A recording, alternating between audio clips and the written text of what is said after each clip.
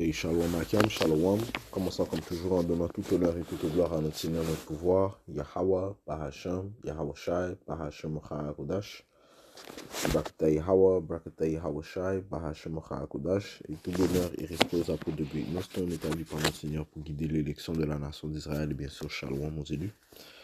C'est le frère Zakar du camp de Great Nostone Montréal revenant avec une leçon qui touchant les récents événements. Notamment les péripéties du roi de Babylone, le président de Babylone, Donald Trump. Vu ce qu'il a dit récemment concernant Gaza. Et dans ses propres mots, il a dit « Nous prendrons possession de Gaza », dit Donald Trump. Ça s'est produit hier, après ça, durant la visite de Bibi, Melekowski, le premier ministre Netanyahou, le premier ministre d'Israël Netanyahou, à Washington. On va lire un peu. Ça dit, c'est en exprimant ses vues sur la bande de Gaza, Donald Trump a enterré la solution à 2 États selon un expert. Et Gaza est un lieu en Israël, dans la terre d'Israël, où plusieurs, qui est en fait résidé par des Palestiniens,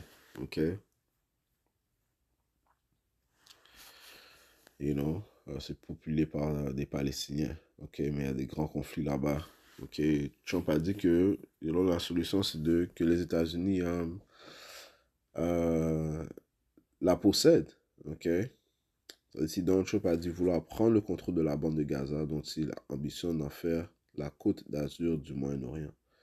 Cette proposition pourrait changer l'histoire selon Benjamin Netanyahou, mais elle risque aussi d'être perçue comme un appel au nettoyage ethnique, prévient un expert.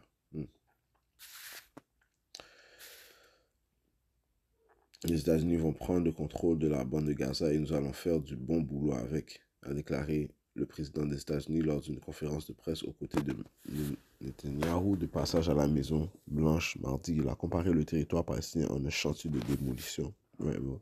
C'est l'homme à côté de toi, qui était à côté de toi, qui est grandement responsable de cette de la destruction et des morts qui se passent là-bas, dans ces lieux. Mais encore une fois, ces Édomites, ce sont des orgueilleux. Ils sont pas pour la vérité. Ils sont pas pour admettre leur tort. Mais ils vont à partir de leurs ambitions, de leur lustre, leur désir. Et les autres te disent qu'ils sont insatiables. Alors dans le livre de Habakkuk,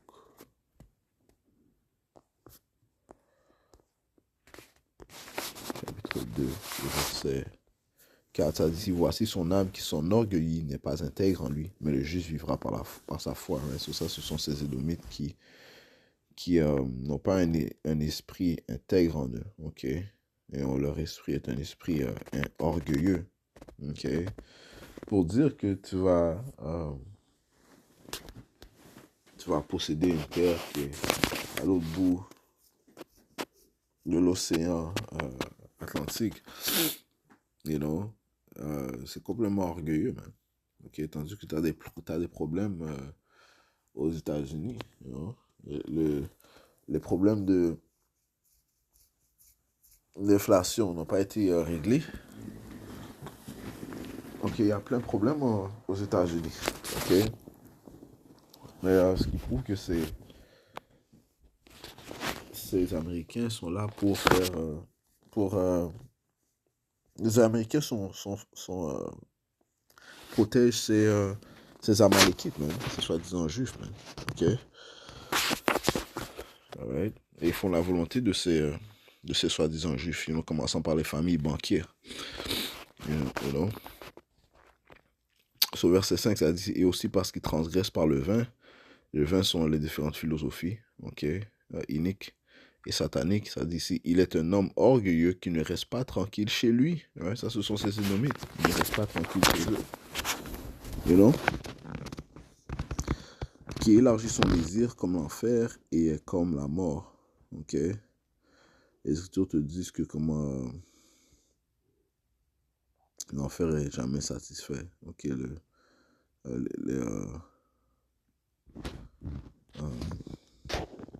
The grave.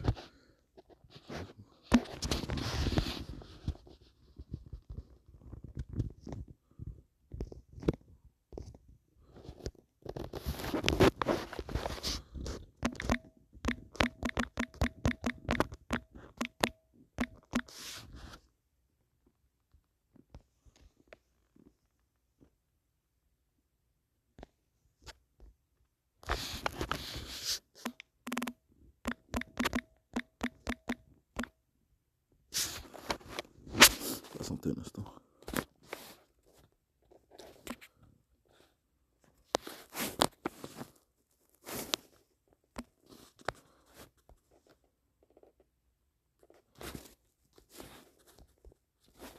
Proverbe chapitre 27 et verset 20, ça dit ici, le Sheol et l'abîme ne sont jamais rassasiés. Right? Parlant de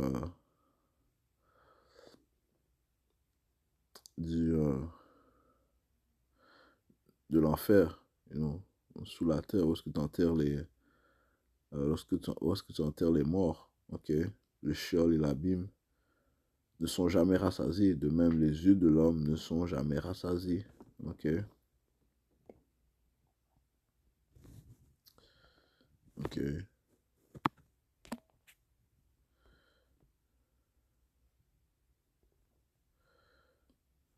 So, le Sheol ou l'abîme, ça continue de collecter les morts, man. Ok. Et on s'est jamais satisfait. Ok. Mais c'est la même chose pour l'homme. Il n'est jamais rassasié. You know. C'est de même pour ces Édomites. Ça dit ici qui élargit son désir comme l'enfer et est comme la mort et ne peut être rassasié. Mais il rassemble à lui toutes les nations et amasse vers lui tous les peuples. Right?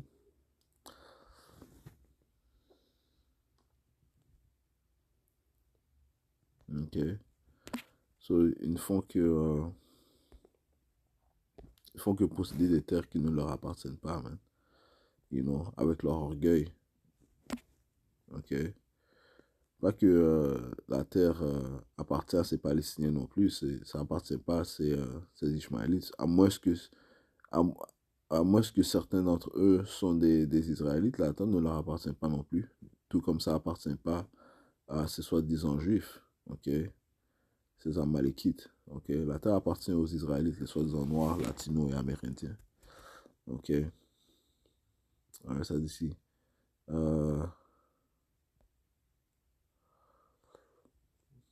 Se retournant à l'article, ça dit si nous en prendrons possession et serons responsables du démantèlement de toutes les bombes dangereuses qui n'ont pas explosé et de toutes les armes, a-t-il ajouté. Il a affirmé que les États-Unis pourraient aplanir la zone et se débarrasser de bâtiments détruits afin de développer économiquement le territoire palestinien.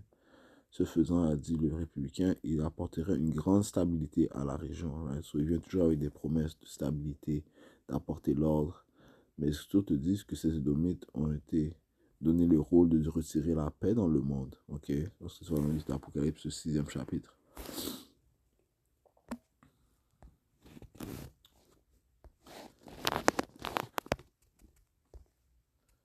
Apocalypse 6 et verset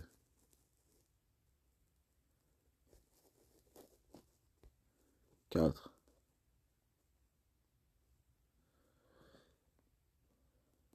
Et il sortit un autre cheval qui était roux. Ceci fait référence à Issa. Ok? C'est cette entité dont ça parle.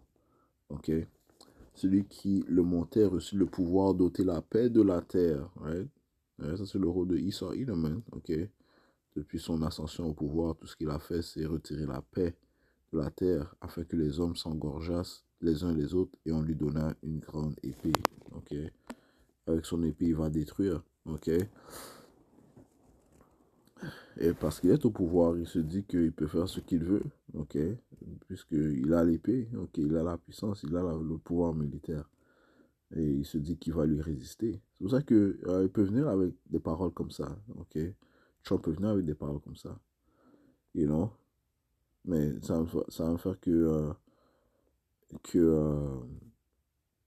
qu'exciter, you know,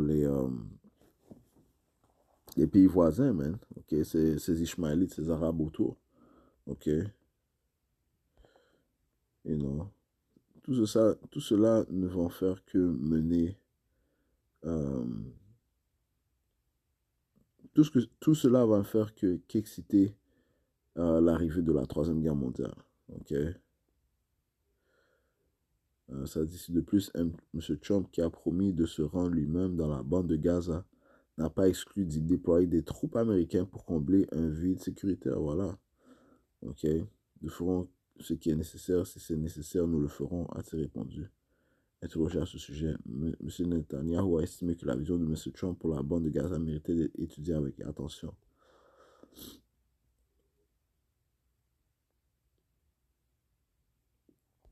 Selon Rex Bryan, professeur à l'université McGill et expert du Moyen-Orient, ces déclarations risquent d'être perçues par de nombreux acteurs de la région comme un appel au nettoyage ethnique, ce qui est précisément ce dont il semble s'agir. Ouais.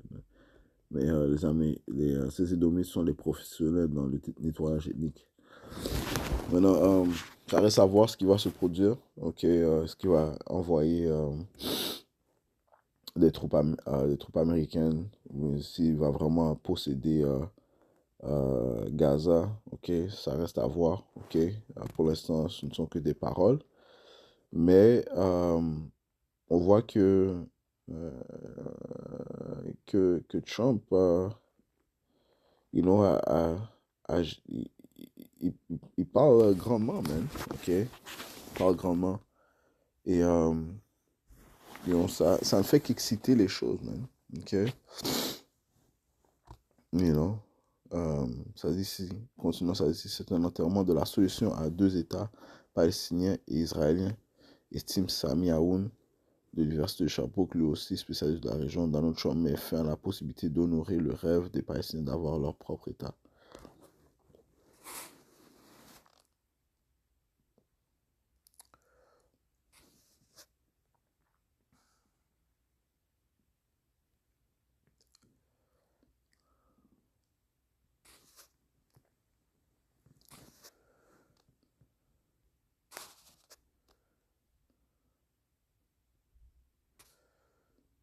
Ouais, so, poursuivons, ça dit ici, je sautais un peu, ok.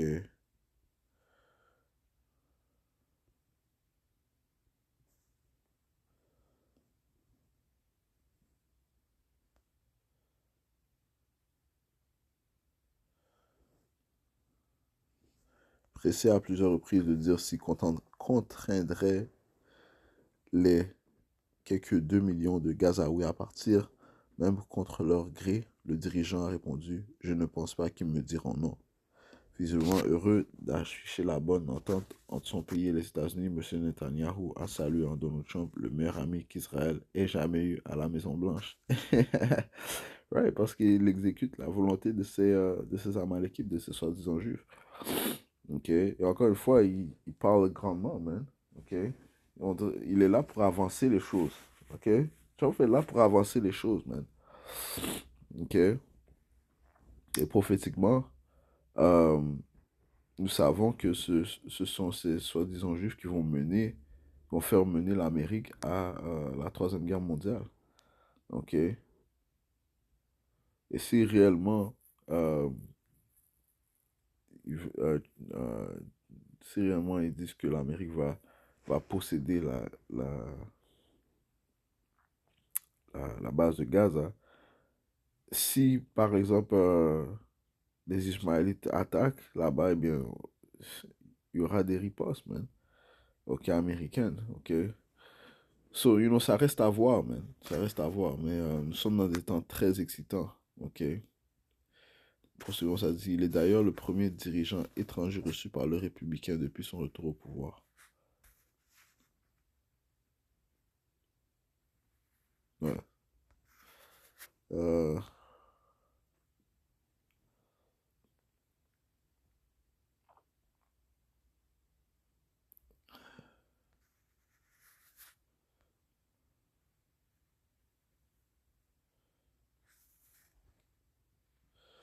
Cette vague d'indignation, un dirigeant du Hamas, Sami Abu Zouri, a vivement dénoncé ces propos, estimant qu'ils étaient une recette pour créer le chaos au Moyen-Orient. Au moment où ces lignes étaient écrites, ni Affaires mondiales Canada, ni la ministre des Affaires étrangères Mélanie Joly n'avaient donné suite aux demandes de commentaires de la presse.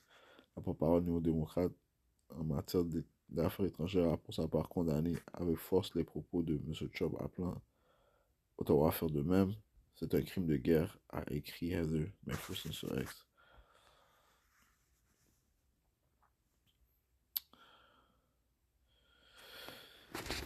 Ça dit ici, l'homme fort de la Maison-Blanche a suscité il y a une dizaine de jours une vague d'indignation internationale en proposant de faire tout simplement le ménage de la bande de Gaza et de déplacer ses habitants, notamment en Égypte et en Jordanie, deux pays pourtant hostiles à l'idée. Tu vois? Encore une fois, c'est des grandes paroles qu'il lance, man. OK? De déplacer des habitants. OK? Là, on parle de milliers, ou sinon de quelques millions d'habitants là-bas, man.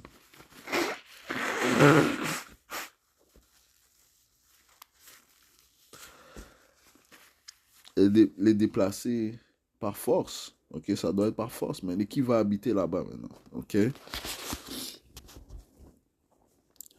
You know? So, c'est vraiment des paroles orgueilleuses euh, de Trump, man, qui ne font qu'exciter les affaires. OK? Les tensions. Mais M. Trump a fait monter la pression et assure qu'il obtiendra gain de cause. Il doit d'ailleurs recevoir dans la semaine le roi de Jordanie, Abdallah II, et s'est déjà entretenu par téléphone avec son homologue égyptien Abdel Fattah al-Sisi. Arabie Saoudite et Iran, tout cela survient au moment où reprennent les délicates négations sur la poursuite de la trêve entre Israël et Hamas. L'une des raisons de la visite de M. Netanyahou à Washington, le mouvement islamiste a annoncé mardi que les négociations pour la deuxième phase du cessez-le-feu avaient commencé. Je vais laisser là, ça ici. On peut, vous pouvez continuer à lire l'article. But, ceci démontre l'alliance entre Israël et l'Amérique. Et comme mentionné, comme les Écritures mentionnent, ce sont les Juifs qui vont faire que les Américains, les Babyloniens, soient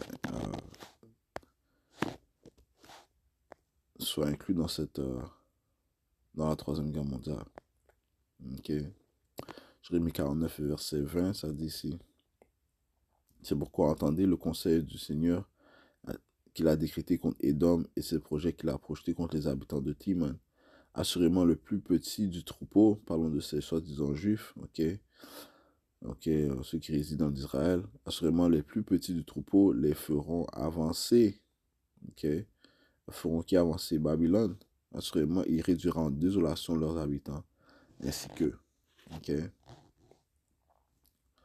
ce sont ces soi-disant juifs qui vont mener ces Américains à la Troisième Guerre mondiale, Jérémie 50 et 45, c'est pourquoi entendez le conseil du Seigneur Yahweh qu'il a décrété contre Babylone et les projets qu'il a projetés contre le pays des Chaldéens. Assurément, les plus petits du troupeau les feront avancer, assurément, ils réduiront en désolation leurs habitations ainsi qu'eux. Donc voilà. Ouais, so Edom est symbolique à Babylone. Lorsqu'on lit les deux préceptes, Ouais, les plus petits du troupeau, ce sont encore une fois ces juifs qui vont faire l'Amérique avancer à cette troisième guerre mondiale, qui va éventuellement mener à sa destruction, par les missiles nucléaires qui vont être lancés et contrôlés par qui est relancé par ces nations et contrôlé par Yahweh Ba'ashim Yahushua, ainsi que le feu que Yahweh Ba'ashim Yahushua va envoyer en Amérique, man. Et en Israël, ok? Israël aussi doit être purgé par le feu, ok? So, des paroles intéressantes de Trump, dire qu'il va posséder Gaza, ok? L'Amérique va posséder Gaza, ok?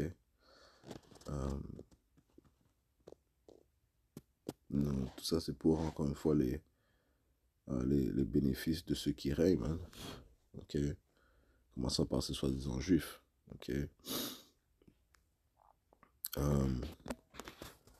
De plus, récemment,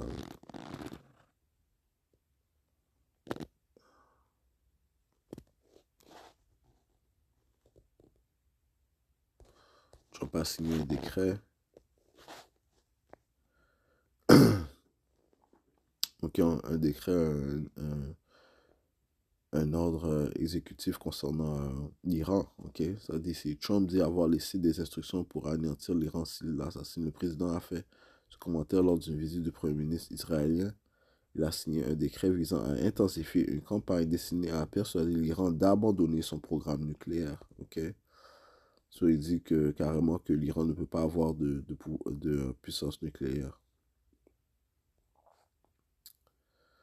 Le président Trump a déclaré mardi qu'il avait laissé des instructions pour que l'Iran soit anéanti si ses assassins le tuaient, le jour où il a signé un décret rétablissant sa campagne de pression maximale contre Téhéran. Pression maximale. Okay. Les commentaires de M. Trump ont été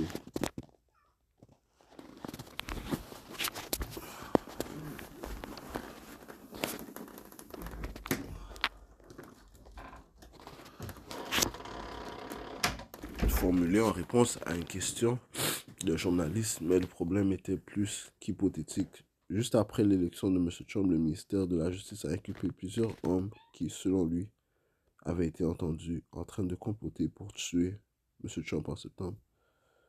L'un des conspirateurs a déclaré qu'il avait été chargé en septembre de mettre en œuvre le plan par le corps des gardiens de la révolution islamique, l'unité militaire d'élite de l'Iran, ont déclaré les procureurs dans des documents judiciaires.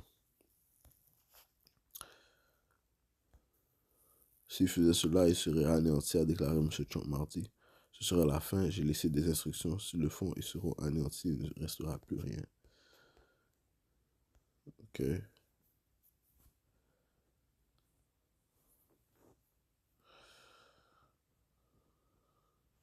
Ouais, so, encore une fois, les tensions, il y a des tensions au Moyen-Orient, man. Ok.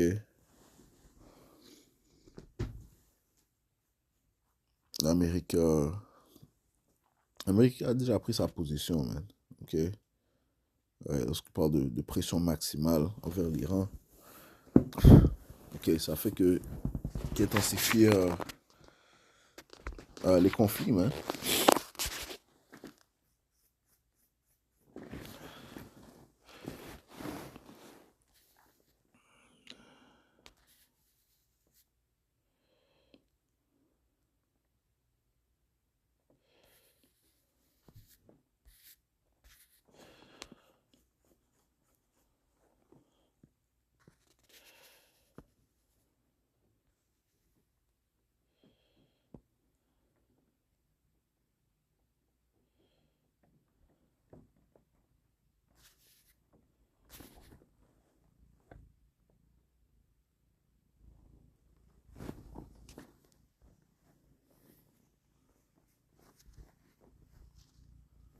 Ouais, so,